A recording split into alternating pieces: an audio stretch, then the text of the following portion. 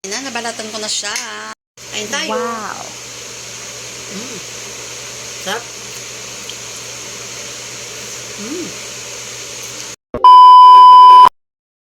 Guys, hello everyone. Kamusta po kayo ngayon? Dahil natigil na rin po ang ulan.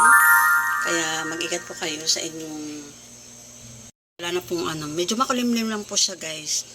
Luluto pa ako ng saging sa ilalaga ko po siya guys. Binili ko po ito kahapon. Malingkit po ako kasi gusto ko po yung maglaga ng saging at kamote guys. Ayan yung kamote na yan. Tinanong ko pa po yung sa tindero kung matamis siya guys. Kasi yung matapangis. Sabihin po nila na matamis pa na matapang guys. Ay, try na po natin to. Maganda naman yung kamote guys. Ilalaga ko siya. Yan. Merienda po namin yan. Maaga po magluto kasi ako. Ay, may gagawin po. Marami pong gagawin guys. Kaya kung magluto ako, sana pa namin. Gusto mo kumain. Ayan, niluto ko na. Ng saging guys. Malaki pong saging pero malaki rin yung mga dinos. Okay lang po yan kasi kakainin naman guys. Yan, sa kawali ko na lang po siya niluto. Patakpan ko lang siya. Hindi ko na po siya uubusin. Bukas ko na po yung iba. Guys, tatakpan po muna natin para mabilis po maluto guys.